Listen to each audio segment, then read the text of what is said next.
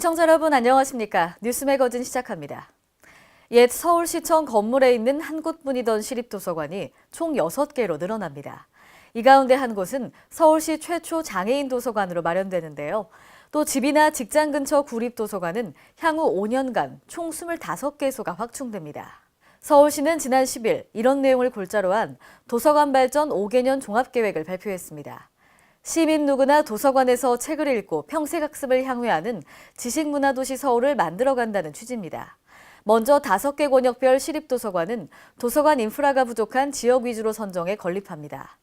한 곳은 시립장애인 도서관으로 여러 유형을 고려해 서비스하고 나머지는 인문사회, 가족, 창업 비즈니스를 테마로 전문 특화시킵니다.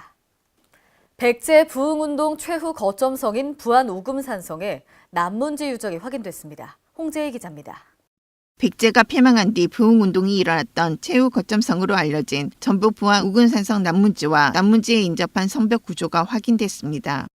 이에 따라 부안군과 전북문화재연구원은 9일 우금산성 현장에서 학술자문회와 현장 설명회를 갖고 우금산성 남문지와 성벽 구조 등을 최종 확인했습니다.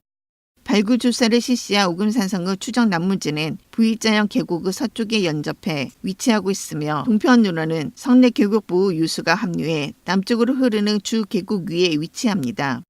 이곳은 산성 내에서 지형이 가장 낮은 계곡부에 마련돼 성 내부로 출입이 가장 용이한 곳에 축조돼 정문의 기능을 하였을 것으로 추정, 성내 주요 시설이 있던 건물 대지와도 가까운 거리에 위치합니다. 남문지는 거의 붕괴돼 본래의 모습을 찾아볼 수 없지만 문지 통로부 형태는 확인된 초석을 기준으로 볼 때 장방형으로 추정됩니다. 파괴가 좀 심해서 정확히 밝혀지지는 않았지만 그렇더라도 성문의 측벽 규모라든가 측벽 2칸 그리고 정문은 3칸으로 추정이 됩니다만은 많이 파괴가 된 것 같습니다. 통로부 규모는 조사구역 북쪽에서 확인된 초석과 남성벽 외벽을 기준으로 보면 추정 길이 780cm, 주초석간을 기준으로 한 추정 너비는 480cm입니다. 남성벽은 모래흙과 풍화토를 깐 후 길게 깬 돌을 이용하여 바른친 쌓기 축조, 외면은 고르지 않으며 남문지 바깥쪽 박석시설 규모는 잔존 길이 490cm, 잔존 너비 280cm 정도입니다. 이번 조사를 통해 우금산성의 문지 축조 방법과 성벽의 구조를 확인할 수 있어 앞으로 보건 정비 사업에 중요한 자료가 될 것으로 기대합니다. K랜 홍재입니다. 대구광역시는 청년센터와 공동으로 취업을 준비 중인 청년에게 새로운 일 경험과 진로 탐색을 지원합니다. 이에 청년 사업장, 청년이기 예스매칭 사업을 추진하고 사업에 참여할 청년을 모집합니다. 대구시는 일 경험을 통해 본인의 적성 파악과 업무 능력을 향상시키고 주체적으로 자신의 진로와 삶의 방향을 설계할 수 있도록 한다는 계획입니다. 청년 사업장은 혁신적인 사업 모델을 가진 청년이 대표인 사업장과 주요 사업수의 대상이 청년인 사업장 등이 해당됩니다. 최종 선정자는 오리엔테이션을 거쳐 6월부터 10월까지 5개월간 매칭된 청년 사업장에 근무합니다. 다음 달 13일은 지방선거인데요. 전북 임실군이 민주당 지지율이 높은 지역적 특성에도 불구하고 현 군수를 비롯한 3명의 무소속 후보들이 선전을 펼치고 있어 예측 불허의 싸움이 되고 있습니다. 김경모 기자입니다. 전북 임실군수 선거는 민주당 후보 대 무소속 3명의 후보가 맞붙는 4파전 구도를 형성하고 있습니다. 전상두 민주당 후보는 축협 조합장 이력을 발판으로 표밭을 누비고 있습니다. 임실은 전형적인 농군이기 때문에 농업 예산 충분히 세우고 또 반면에 낙후된 임실을 되살리는데 봉사하는 자세로 임하겠습니다. 신민현 군수는 성공적 임기 수행을 바탕으로 재도전에 나섭니다. 임실군은 민선 5기까지 모든 군수가 중도 낙마한 아픔이 있는 지역입니다. 4년 전 취임할 당시 많은 국민들께서 부디 임기를 채우는 군수가 되어달라고 간곡히 말씀하셨는데 그 약속을 지키게 되어 감회가 큽니다. 마지막까지 최선을 다해 남은 임기를 성공적으로 잘 마무리하겠습니다.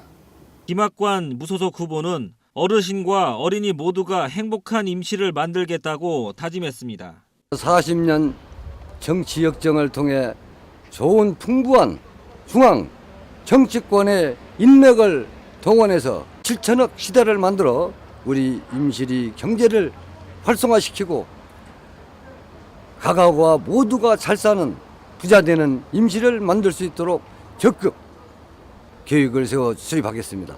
남원 부시장을 지낸 박기봉 후보는 진실성과 성실함을 무기로 내세웁니다. 어르신이 살기 좋은 세상, 그리고 두 번째로 부자 농업 농촌을 만드는 것, 세 번째는 국민의 삶의질을 향상시키는 그런 정책을 펴겠습니다. 앞서 5명의 군수들이 잇따라 중도낭만 임실군에서 유권자들이 어떤 선택을 할지 관심이 쏠리고 있습니다. KLN 김경모입니다.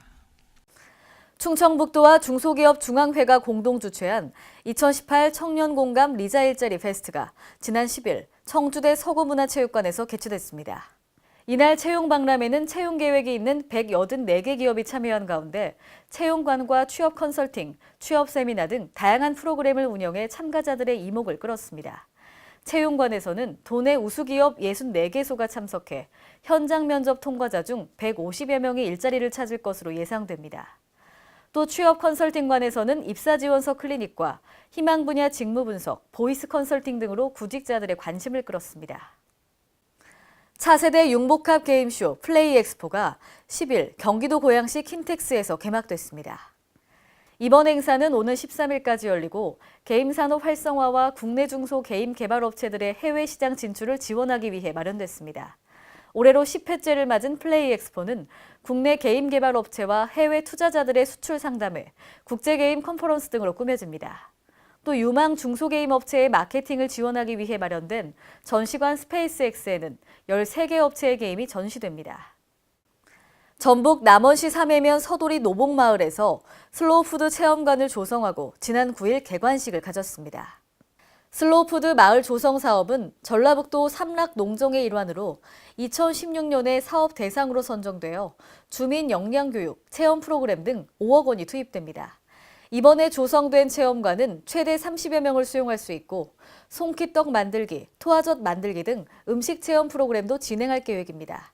앞으로 남원시는 주민이 주체가 돼서 지역의 음식 문화를 농촌 체험 관광 자원으로 발전시켜 사람이 찾는 농촌을 구현할 계획입니다.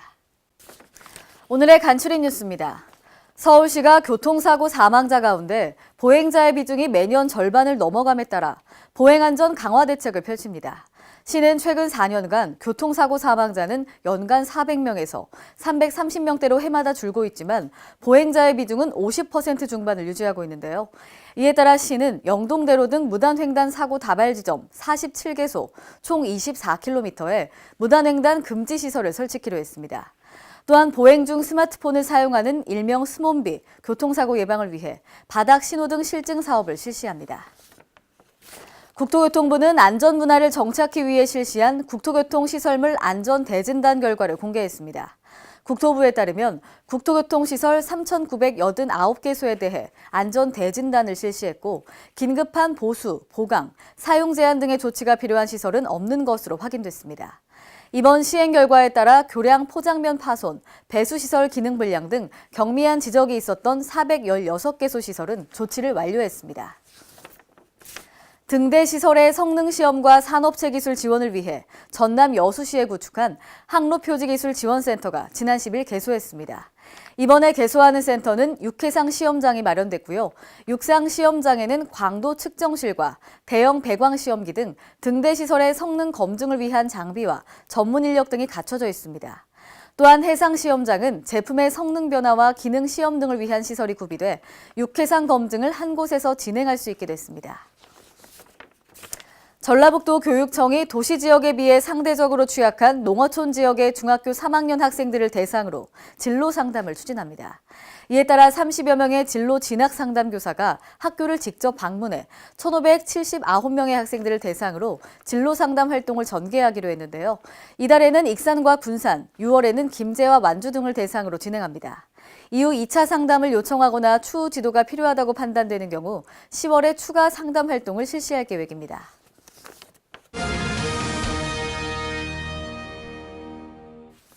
오늘의 단신입니다. 정부는 10일 이낙연 국무총리 주재로 열린 국정현안 점검 조정회의에서 재활용 폐기물 관리 종합대책을 논의하고 발표했는데요. 이번 종합대책은 제품 생산부터 수거, 재활용에 이르는 전 단계에 정부가 개입해 폐기물 발생량을 줄이는 게 특징입니다.